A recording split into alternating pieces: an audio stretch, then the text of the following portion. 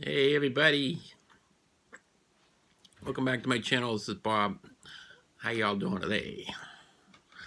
Hey, just want to say a little thing tonight about our presidents, President George Washington and President Abraham Lincoln. Without both of these men, the nation wouldn't be where it is today. And I think Washington was interesting. They both had the courage of their convictions. They weren't sellouts. And I believe Washington, they say he was a deist, but to me, he was a Christian. He was sensitive enough to ask a pastor if it was okay for him to come and worship. On a Sunday. He was sensitive about denominations. I think he just did that as a courtesy. But anyway, I want to just mention one of my favorite stories about George Washington. I got it from the DVD America's Godly Heritage by David Barton. And Washington, he was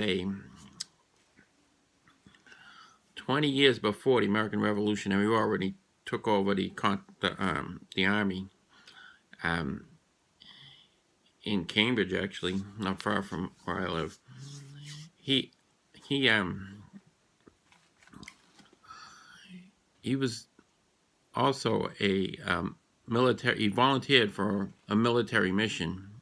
I think Dinwiddle was the general, English, British, and it was colonial times. It was before the Revolutionary War, obviously. So it ended up becoming the French and Indian War. That's what it's known of as in history.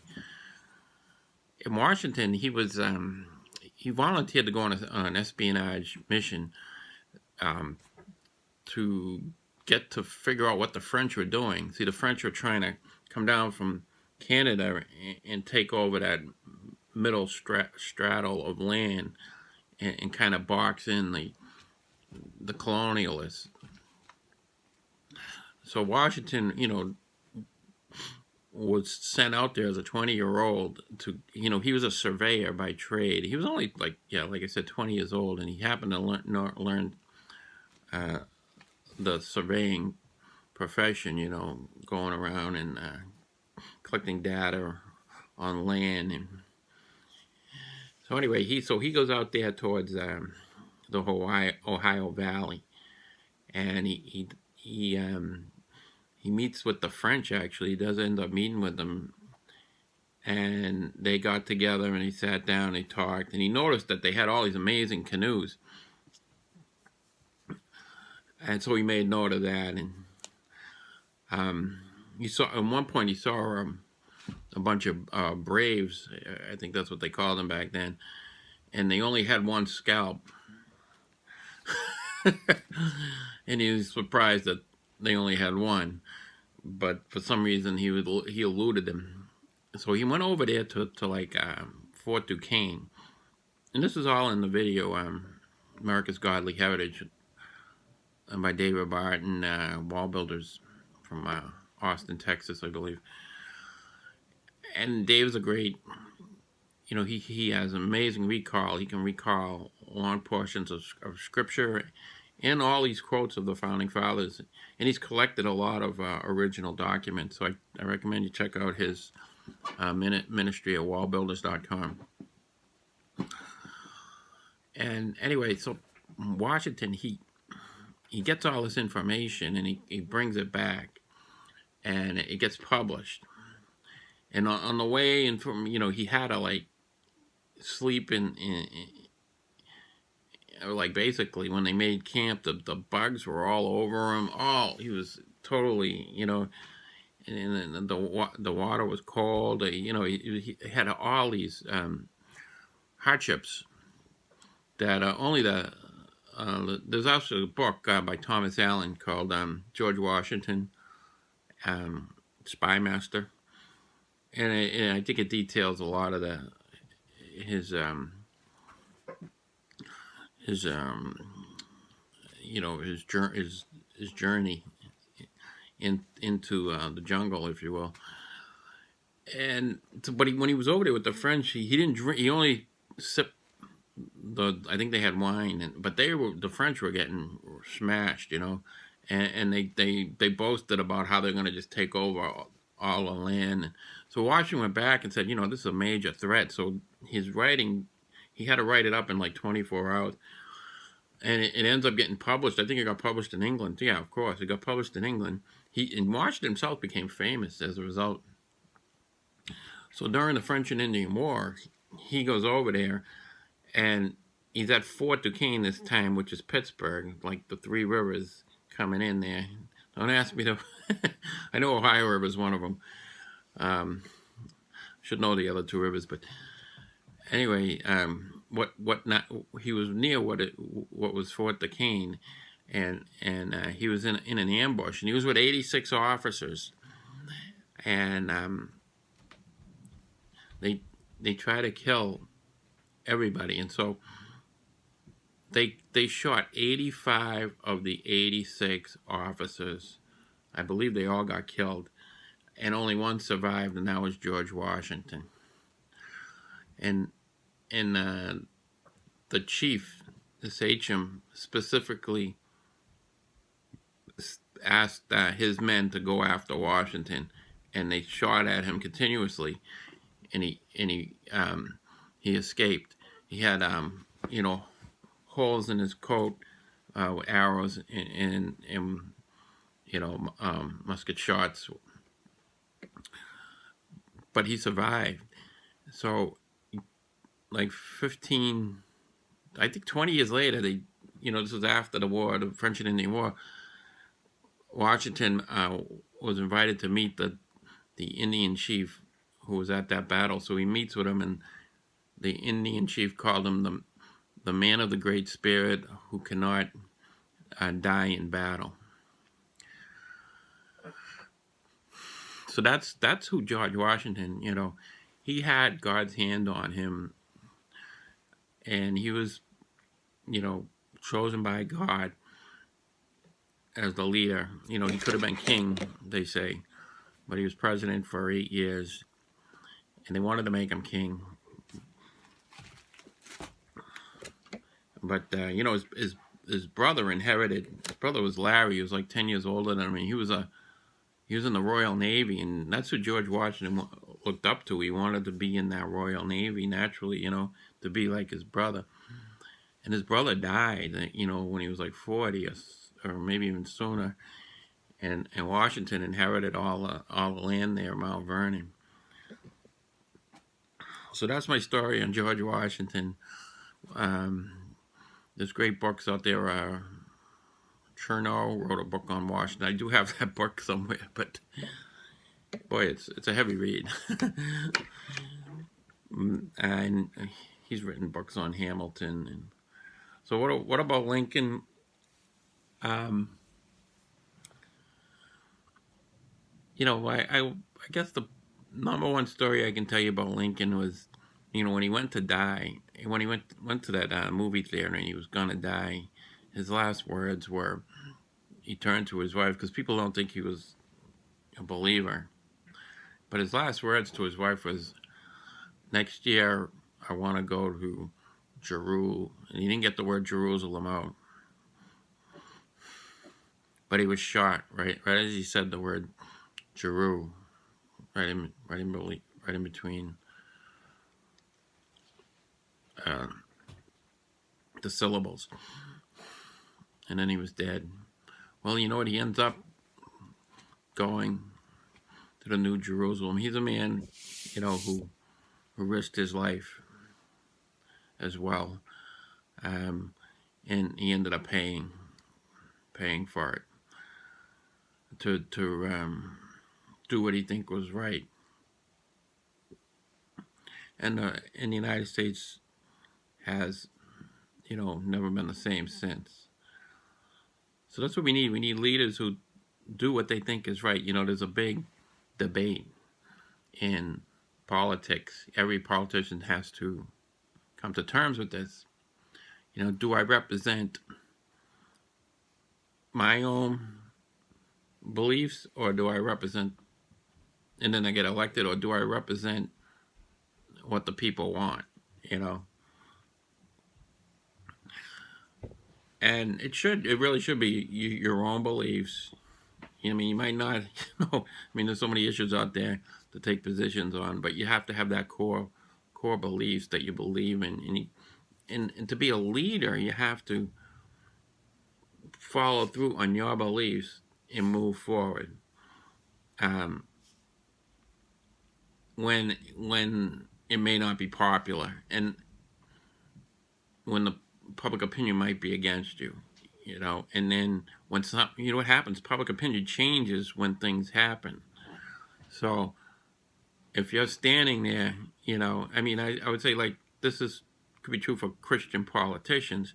We need Christian politicians who will take a stand on a position, and then wait. God can move public opinion, and then He's the one who's in a position to take advantage of it. But we don't have that, really. We're missing people with a strong voice. The politicians, Christians, don't really get into politics. The pastors don't emphasize anything politically controversial because of, the nonprofit status. The church has basically been bought off since 1954, and it was specifically designed to buy them off. So I'm not making this up. This was a specific purpose. Lyndon Baines Johnson was afraid that he wouldn't be able to, get reelected. He'd already stolen his 1948 election. So that's what we need to remember is we can't be bought, even as politicians now. But the church now has been bought, and we've lost our political salt, as Christians. And only the government will be on Jesus's shoulder in the millennium. The Bible talks about a millennium period, 1,000-year period, reign of Christ. Now, people allegorize that. There's a lot of churches that allegorize that and say Christ is already reigning. But, the devil's the god of this age right now. And from the point of view that I believe in, that, Christ is coming back and the government will be on his shoulders. So Revelation is still being played out. We haven't seen all the bowl judgments and the seal judgment poured out. So it has to be in the future. 2/3 of the people haven't died yet because of the bowl judgments, right? So, that's a significant thing to note.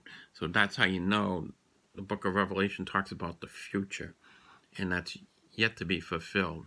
And it's culminated with the return of Christ.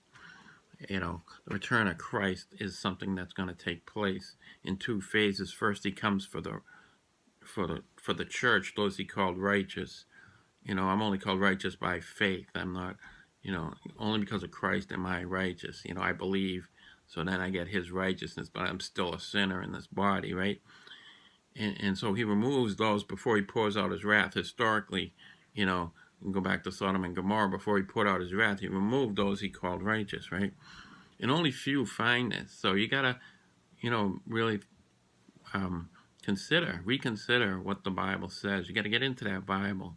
Get into those nuggets. Make them, the word is alive. Make them alive to you by reading it. And this is truth. We're faced with we're surrounded by lies and liars who pretend they're true, right? They come to you as angels of light in many different ways, many different varieties, and they don't even know that what they're doing. They think they're doing the right thing themselves, right? So, but you need truth, you need reality, because eventually, we all have to face a judgment at some time. Why not let Christ, take the judgment for you, and then you can rest in him, in what he did. You know, that's good enough for me. I mean, I don't know about for you, but it's pretty cool what Jesus did. He came down and he died on the cross for my sins and his people who would believe. You know, his sheep, the church, whoever you want to call it. But so, you know, Washington believed this, and Lincoln ended up believing. These were Christian presidents. When we need Christian presidents, we need Christian politicians. You know, John Jay, the first Supreme Court justice, talked about this, how, you know, we need Christian people. That the country wouldn't work without it, you know. That's also in Barton's video. You know, John Adams spoke, you know, echoed those words too. You know, we need a self-regulating people because we can't be in the business of, you know, continually as a government borrowing to solve our social problems, you know. So, you know, the Bible has to be, you know, what else? Who else? Lincoln said a lot about the Bible, right? Um, you know, Washington said a lot about the Bible. You know, the Bible was something valuable. You know, I think Washington's farewell address, he talked about how, and this is edited, by the way, in most almost all textbooks, except for that Yale version that's out there now, which, you know, in like the 20th paragraph, he says, you know, the two pillars for which our government stands, America stands, is religion and morality. And in vain, one would be a patriot if they try to separate. So you couldn't be called a patriot if you tried to separate religion and morality from America. That's in the farewell address, all right? So that's something to think about today. And we've come a long way, you know, and the separation of church and state was something that's not even in the Constitution.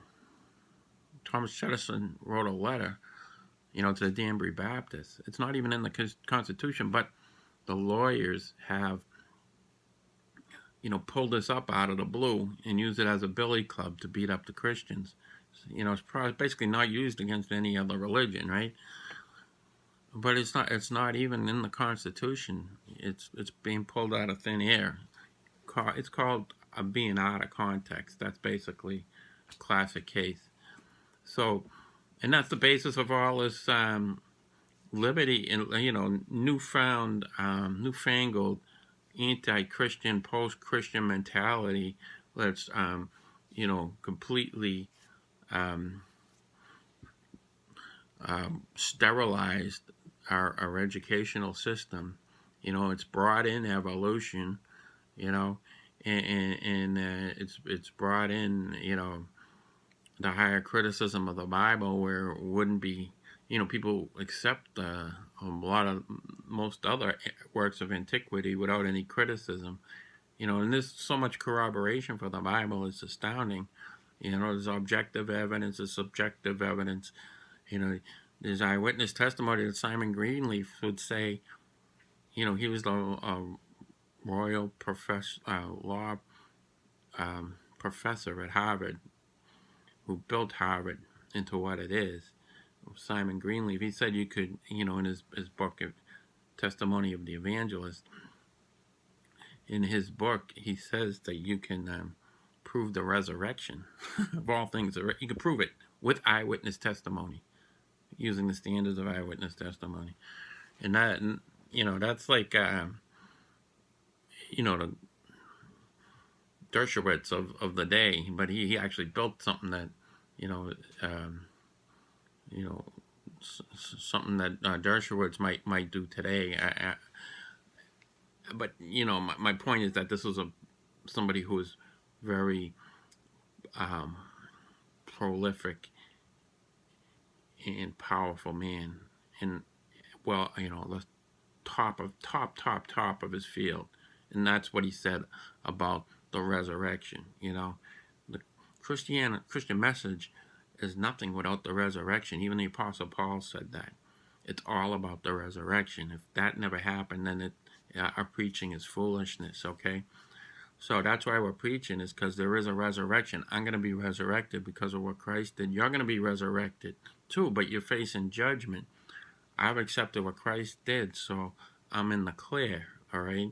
I'm justified before God by faith. You can read about this in Romans chapter 1, 2, and 3, and 4, and 5. And now I have peace with God. And I crossed over from death to life, all right? And I got God's seal of ownership. I've been born again. You know, that's another one of the most important concepts in the Bible, spiritual birth, all right? You know, you're born the first time physically. You need a spiritual birth. It's not like you need a double spiritual. You need that one spiritual birth, and that's a divine intervention in your life. See, the Word of God is life, is a message here. It's going forth, right? It's not returning void. It comes into your ears, into your hearts. It frees your will, all right, and allows you to choose God, okay? You know, God, however, is the author and the perfecter of your faith. But he's given it to you as a free gift, and God's gifts are irrevocable, all right? So you're saved by grace. This is all in the Bible. Saved by grace. And that is not, you know, you're saved by grace through faith. To tie that back together, Ephesians chapter 2, verse 8 and 9. You know, if you ever want to read a book, read the book of Ephesians. It'll take you like a half hour, not even. Chapter 1 is about God's predestination of you. Chapter 2 is about salvation by grace of you. And chapter 3 is about love. You know, chapter 6 is about how we're dealing with these spiritual powers. You know, our battle is not against flesh and blood, but of powers of principality. And it tells you, it gives you the shield, tells you how to be put on your armor of faith, you know, your breastplate, your helmet of salvation, breastplate of righteousness, the sword of the Spirit, and a buckle of truth. You know, these are you know, you need to put these on every day. I'm sure I'm forgetting something. So we say by grace through faith, getting back to Ephesians 2, this is a gift from God that cannot be taken away. His gifts are irrevocable. That's not of yourself, so that, you know, it's a gift of God, so that nobody will boast. Because we all have to boast. And thank God we had these humble presidents who came along, and you know, were Christians, believers in God, believer in there's a higher power here, but it's God who's sovereign. You gotta, you know, and God, you know, He judges the nations in this life. See, that's an important concept. We get judged as individuals in the next, but if we don't fear God as a nation, and we don't anymore, we are in jeopardy. So America right now is in jeopardy. We need you know, Donald Trump's actually talking a lot about God again. You know, that's good to see, you know, but we need all of Congress to really, you know, see that the power and the blessing and is from God, and we exist. You know, He has a jurisdiction over anything. He's sovereign. You know, we need to walk by faith, knowing that He can interfere at any moment. He's also protecting us. You know, so we live at His pleasure, and that's why I'm worried about our country. You know, generation after generation after generation has grown up without knowing about the things of God, and the last thing they're going to do is pick up the Bible, you know, and we've been trained, you know, not to even read the Bible, right? And we get into these careers where we have no time for God, right? So that's a obstacle America needs to work on. You know, we got great ministers in the past who called America back to the Bible, like D. James Kennedy. He's got some great sermons on George Washington. You can look up his work on truthsthattransform.org, I believe, or yeah, it would be .org. And he's got a great team. Frank Wright is a great man of God who's been in the media for many years. He's running the ministry right now, I believe, last time I checked. And his daughter, D. James Kennedy's daughters. See, D. James Kennedy died in 2007. I actually met him once, and he was very nice to me. But so we exist at God's pleasure, and His purpose, is being done on earth, right?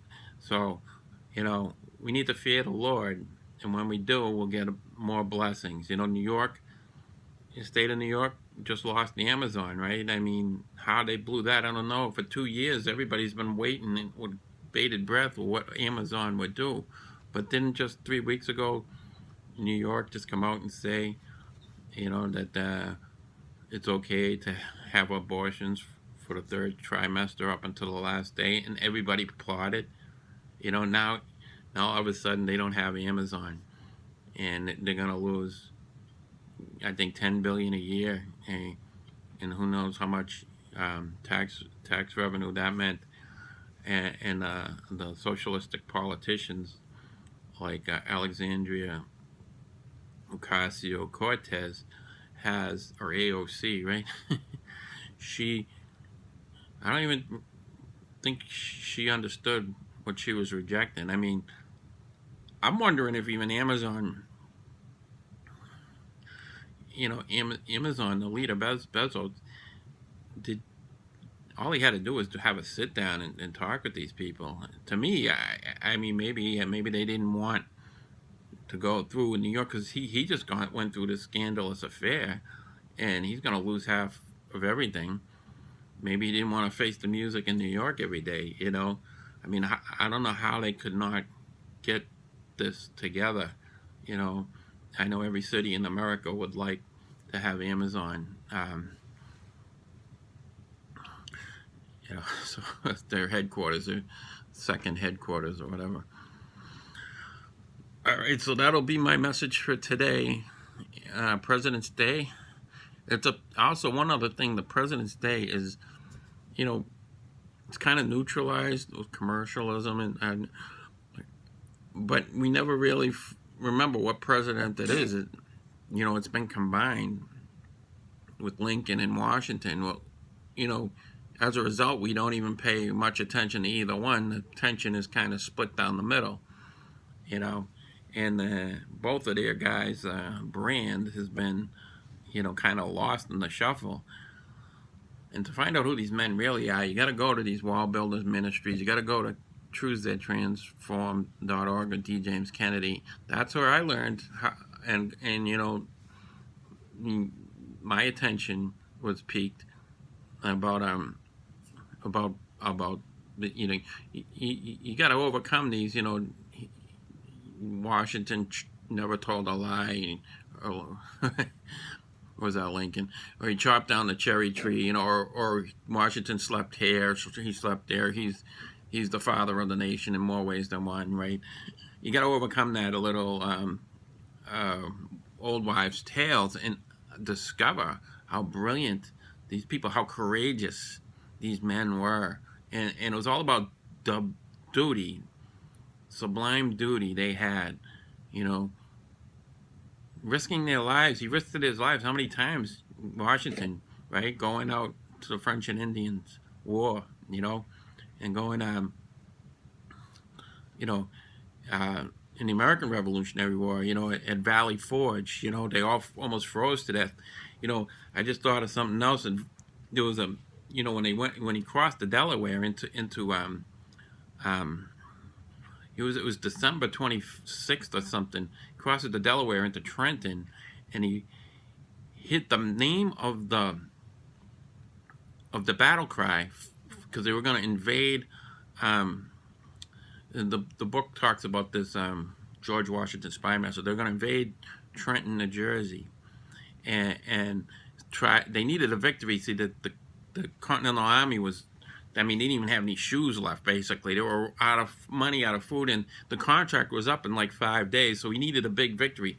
So the message was he was going to attack the Hessians, who were mercenaries from Germany, I think, and they were all encamped in Trenton, New Jersey. So he crossed that Delaware and went right at him, surprised them, raided them, and routed them, and the valley, the cry was victory or death. Victory or death. Give me liberty or give me death. That was Patrick Henry, right? Well, this is George Washington playing it out. He played out that little idea. He laid his life right on the line. That's what George Washington did. So when you think of George Washington, you're talking about an American hero of the finest, the highest caliber. And there's a little company around here called George. They named the company after the owner of the company. It's an appliance company, but they're around forever. And then the name of his name was George Washington. They just named him right after. I can't think of a better name to name a kid, because he definitely, in his last name, George Washington Homer, I think,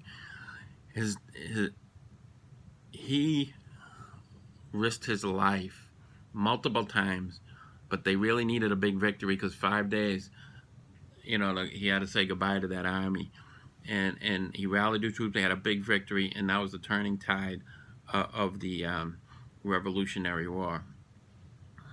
So thank you, George Washington. Thank you, Abraham Lincoln. God bless you both. Thank you for this heritage that we have in America.